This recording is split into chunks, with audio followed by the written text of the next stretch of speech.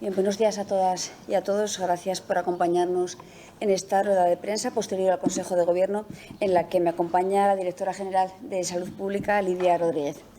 En un día como hoy, permítanme que haga balance de la acción de Gobierno que sigue dando pasos para afianzar y consolidar el estado de bienestar en Asturias. Como saben, una de nuestras prioridades.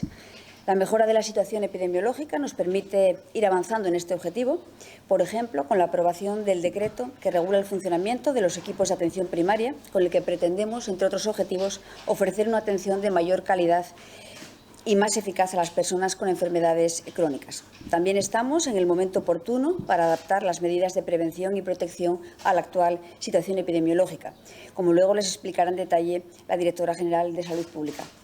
Esta semana también hemos conocido que Luca ha sido designado como centro adicional del Sistema Nacional de Salud para la administración de las terapias CAR-T. El hospital aplicará este tipo de inmunoterapia a pacientes mayores de 18 años con cánceres hematológicos como el linfoma B de células grandes, el linfoma de células de manto, el mieloma múltiple y la leucemia linfoblástica aguda. Estos tratamientos redundarán en una mayor equidad, seguridad y calidad para los pacientes. En el ámbito de los derechos sociales seguimos trabajando situando a las personas en el centro de la acción de la Consejería. Una acción inmersa en procesos de cambios de modelo que sin duda redundarán en la mejora del bienestar de los asturianos y las asturianas. Momentos de cambio que implican también dificultades, saben que las hemos asumido y yo creo que es una de las características que precisamente definen a este Gobierno, la capacidad de dar respuesta a las adversidades que se nos vienen presentando y en este caso que afectan a miles de personas en Asturias. En este nuevo proceso de cambio hablamos de esa definición del nuevo modelo de cuidados de larga duración, de la ampliación y mejora de la gestión de las ayudas al alquiler y la firma de los acuerdos de acción concertada con las entidades que gestionan la atención a personas con discapacidad, como algunos de los ejemplos de ese otro ámbito de trabajo en la construcción y consolidación del estado de bienestar. Como he dicho, el fortalecimiento del estado de bienestar es uno de nuestros objetivos, junto con otros que el presidente ha citado esta misma semana. La mejora del mercado laboral, la atracción de empresas e inversiones, la consolidación de un nuevo tejido productivo basado en la ciencia y la innovación, la reducción de la burocracia para favorecer la actividad empresarial, la conexión con la alta velocidad ferroviaria y la transición ecológica como proceso de oportunidades. En todas ellas están puestos nuestros esfuerzos, los esfuerzos del Gobierno de Asturias, de cara a los próximos meses de legislatura. Y antes de ceder la palabra ya a la directora general, voy a comentar brevemente, porque se requeriría también una explicación esos otros dos asuntos. Trataré brevemente algunos de los más relevantes que hemos abordado esta mañana. Como recordarán, el pasado mes de septiembre, el presidente del Gobierno, Pedro Sánchez, visitaba en Gijón un espacio escogido en aquel momento para presentar el plan de modernización de la formación profesional dotado con 5.500 millones de euros hasta 2023. En esa senda de transformación está claro el compromiso del Gobierno de Asturias, de ahí que esta mañana hayamos autorizado el gasto y la contratación de las obras del Centro de Innovación de Formación Profesional que se habilitará en esa nave de la Laboral en Gijón. El presupuesto de licitación de estos trabajos, incluidos en el programa FEDER Asturias, asciende a 818.370 euros y el plazo de ejecución está fijado en 8 meses. El Consejo de Gobierno, en otro orden de cosas, en el ámbito de la gestión ambiental concretamente, ha autorizado la contratación de 3 obras de saneamiento y depuración en los concejos de Gijón, Salas y Navia, a las que se destinará una inversión global de casi 4 millones de euros. En el caso de Gijón se ha dado luz verde a la primera fase del proyecto de renovación de colector que pasa por la margen derecha del río Peñafrancia a la altura de la Guía. Una actuación dotada con 1 millón de euros y que pretende evitar los episodios de vertidos directos que se producen en la actualidad debido al mal estado de la instalación. En Salas se destinarán cerca de 2 millones de euros a las obras de saneamiento y depuración de la Espina, un proyecto que incluye la construcción de una estación depuradora para tratar las aguas residuales de varios núcleos de los concejos de Salas y de Tineo, así como de un colector interceptor. Y, por último, se pondrá en marcha la segunda fase del proyecto de saneamiento y depuración del Puerto de Vega, en Navia, donde se construirá una estación de bombeo que impulsará los vertidos de aguas residuales a la futura estación depuradora cuya licitación estaría prevista para este mismo verano. Ahora ya sí que finalizo. Cedo la palabra a la directora y posteriormente, como siempre, quedaremos a su disposición para responder las preguntas que consideren. Directora. Gracias, Melania. Buenos días a todos y a todas. Paso a detallarles el decreto por el que se regula la organización de los equipos de atención primaria en el Servicio de Salud del Principado de Asturias. Con esta normativa se da un paso importante en el que ha estado trabajando intensamente la Consejería de Salud y con el que se define el funcionamiento de los equipos de atención primaria para dotarles con una mayor autonomía para organizar la actividad asistencial. En el nuevo texto se desarrolla una de las medidas contempladas en la estrategia del nuevo enfoque para la atención primaria de 2018 y que la Administración sanitaria ha consensuado con profesionales y sociedades científicas y que constituye una referencia para el resto del país. La aprobación de este decreto, que entrará en vigor a los 20 días de la publicación en el BOPA, supone un avance en el reconocimiento de la atención primaria y un paso más para dar respuesta a las necesidades y retos a los que se enfrenta la atención primaria en el Principado de Asturias, garantizando con ello un marco organizativo y de funcionamiento que permita la consecución de los objetivos de dar la mejor atención posible a la población asturiana. Esta normativa contempla esos cambios organizativos, entre los que destaca la creación de la figura de la dirección del equipo de atención primaria, es decir, un director o directora de equipo de atención primaria que facilitará la coordinación y la cohesión del mismo. Asimismo, define de forma pormenorizada las diferentes funciones del personal, atendiendo a criterios de funcionalidad y también de trabajo en equipo, de acuerdo con una concepción de salud integral, de atención integral a las personas y que impulsa además un desarrollo de actividades relacionadas con la promoción y la prevención, tanto en cuanto a la salud individual como a la salud comunitaria y poblacional. Del mismo modo, se dotará de una mayor autonomía a los equipos de atención primaria, comprometiendo e involucrando a los profesionales integrantes de los equipos en compartir objetivos comunes de cara a la mejor atención a la población. El equipo de atención primaria coordinará también sus acciones con las unidades de apoyo de atención primaria, trabajo social, salud bucodental, fisioterapia, matronas, cuidados paliativos, psicología clínica, de manera que se garantice la accesibilidad a la población y que estos servicios estén funcionando con una accesibilidad necesaria y suficiente. La norma describe las funciones de los equipos que consistirán en la atención directa, lo que todos conocemos como la atención en consulta o en domicilio, también la promoción de la salud, la docencia, la formación y la investigación, así como funciones de organización y gestión en la zona básica de salud. Define competencias y funciones del personal de estos equipos que prestan sus servicios en el centro de salud, en los consultorios, en las unidades de apoyo. Sin duda, con este decreto se da un paso importante y que para este Gobierno la atención primaria es la columna vertebral del sistema sanitario, entendiendo este como un servicio público básico, fundamental, para contener las desigualdades sociales y para mejorar la salud y el bienestar individual y poblacional. Por ello, desde la Consejería de Salud abordamos la reorganización de la atención primaria para atender mejor a las personas con enfermedades crónicas, pero también con problemas agudos de salud, con la calidad que merece la atención a la salud, teniendo en cuenta que somos una sociedad que tenemos un elevado envejecimiento de la población, con un aumento de necesidades de cuidados y de atención sociosanitaria. Una reorganización que también contempla los sistemas de información que hoy por hoy son inexcusables en la atención sanitaria y del uso de nuevas tecnologías. Para nosotros, para este Gobierno, la atención primaria no es solo la puerta de entrada, como muchos repiten constantemente, sino que es la columna vertebral, es la esencia de un Servicio Nacional de Salud y es la primera atención que las personas recibimos. Y preferimos quedarnos con esta definición de atención fundamental, una atención integral con un enfoque biopsicosocial y que puede promover la salud de la población, puede prevenir enfermedades y tratar enfermedades prevalentes. Hoy también el Consejo de Gobierno ha aprobado la eliminación de medidas frente a la COVID que hasta ahora estaban vigentes.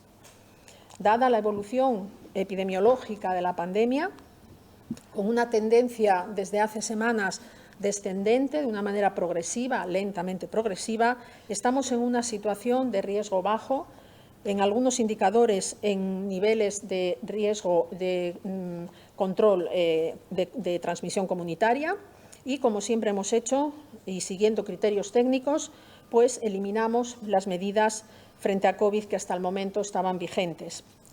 El nuevo texto entrará en vigor mañana, día 11 de junio, y contribuye a poder realizar una vida lo más parecida posible a antes de la pandemia. Nuestros técnicos de salud pública continuarán monitorizando la situación para detectar posibles cambios en la evolución de la pandemia. Con el acuerdo al que hoy ha dado luz verde el Consejo de Gobierno y que deja sin efecto el texto acordado el 4 de marzo, damos un paso importante en este camino, pero también tengo que recordar que con esta aprobación, pues, por ejemplo, los medidores de CO2 ya no serán obligatorios en el interior de los establecimientos. En cuanto al uso de las mascarillas, tenemos un Real Decreto del 19 de abril que mantiene el uso obligatorio en los centros y servicios y establecimientos sanitarios, también en los visitantes y trabajadores de los centros sociosanitarios y en los medios de transporte públicos, y esto continúa así, no se modifica. En fin, llegar hasta aquí no ha sido nada fácil, han sido muchos meses de trabajo, de compromiso, de solidaridad, tanto de los profesionales como de la ciudadanía, y con un único objetivo, que es el de velar por la salud de las personas que vivimos en Asturias, y haciendo de todos ese lema que iniciamos, que era el que todas las personas cuidamos de todas. No podemos más que estar agradecidos a la población, al tejido social, a los profesionales.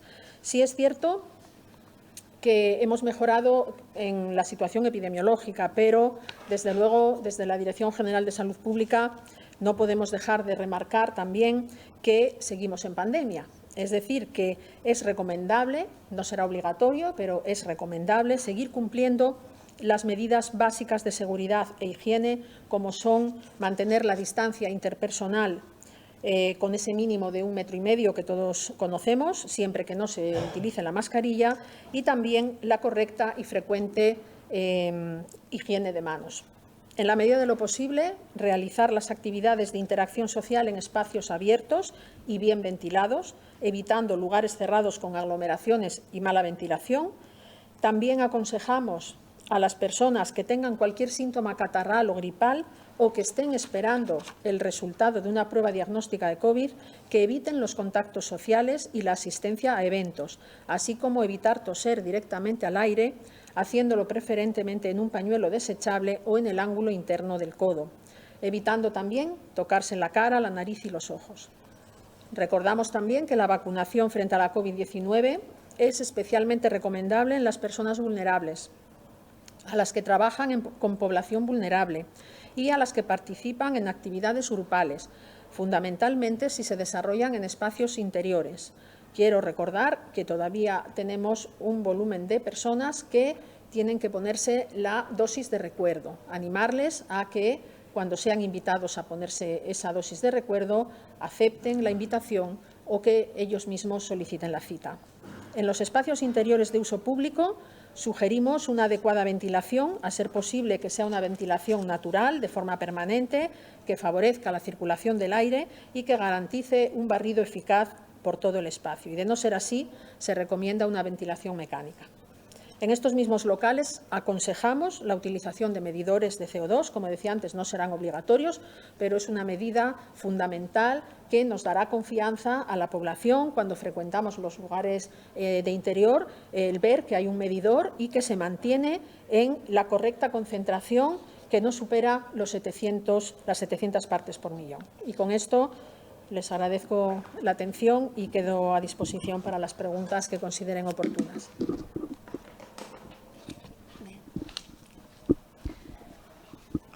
Hola, buenas. Quería preguntar, bueno, usted hablaba de los datos de COVID, pero de los datos de la gripe este año, ¿tenemos datos concretos? Y se habla también de una posible desestacionalización de la gripe. No sé si tienen ya datos concretos al respecto. La gripe este año ha estado en un segundo plano con respecto a la situación de pandemia frente al COVID. El uso de mascarillas y todas las medidas de protección individual y colectiva que hemos tenido en marcha han hecho este efecto, no solo este año, sino en el anterior. Nosotros ahora mismo estamos ya embarcados en la planificación y la organización, la compra de vacunas para la próxima campaña antigripal. Consejera, ¿podría precisarnos el calendario legislativo del Gobierno en caso de que no se pueda habilitar el mes de julio? ¿Renuncian a la tramitación de algún proyecto de ley? ¿Los van a tramitar todos? ¿Cuál sería la prioridad? Bien, en este caso y respecto a esa obstrucción legislativa, yo quiero, en primer lugar, señalar dos cuestiones, que es que esta actitud de los grupos del Partido Popular, de Vox, de Podemos y de Izquierda Unida, da la espalda, en primer lugar, a los intereses de los asturianos y las asturianas. Yo creo que eso hay que señalarlo, conviene señalarlo, porque son demandas que se vienen realizando. Existe una demanda social a favor de una administración que no enrede en excesos burocráticos. Lo estamos viviendo en algunos procesos concretos que afectan a miles de personas. Yo creo que hay una demanda social clara y evidente a ese respecto.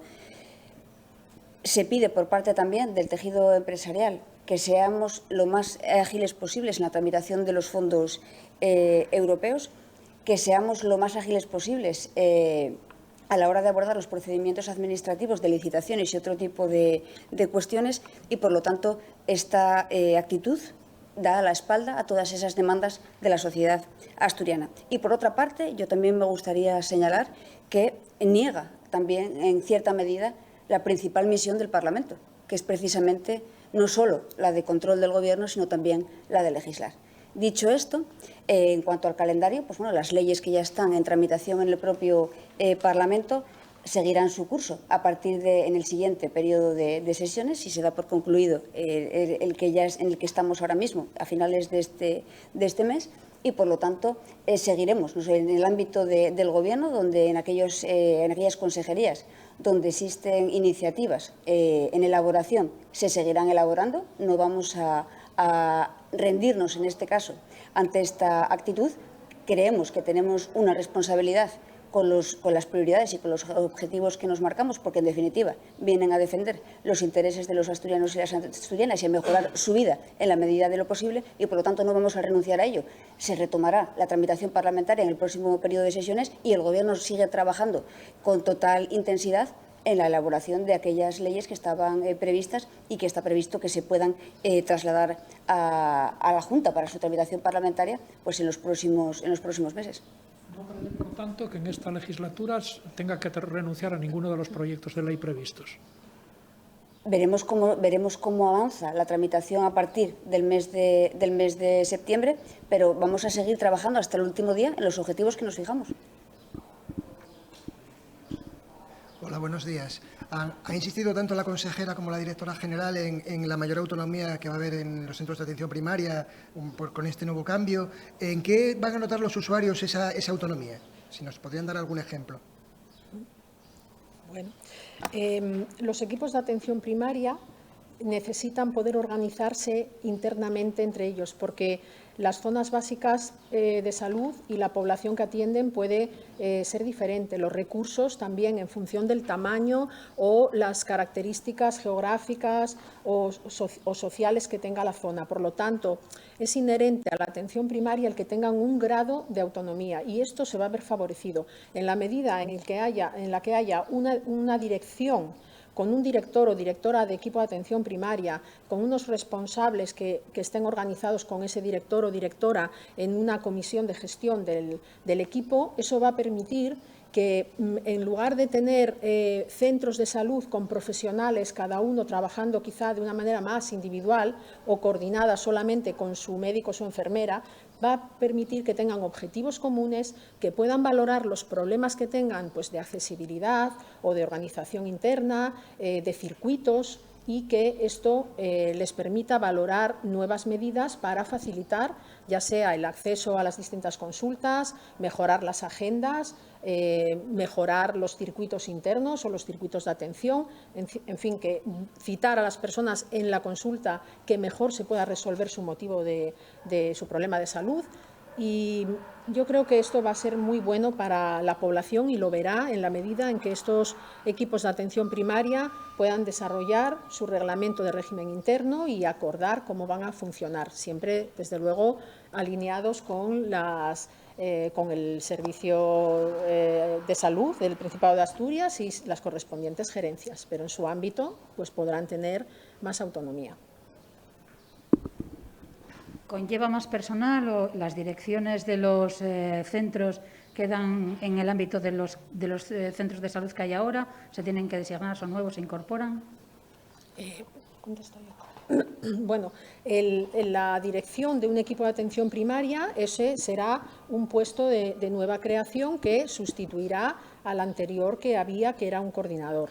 Esto lo que supone es que tiene que crearse en la plantilla orgánica del Servicio de Salud estos puestos de director o directora de equipo de atención primaria para que puedan convocarse las plazas y poder ocuparlas.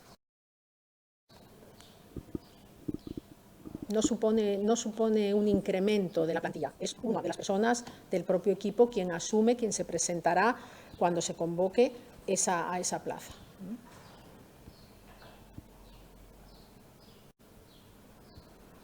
¿Alguna otra cuestión que queráis plantear?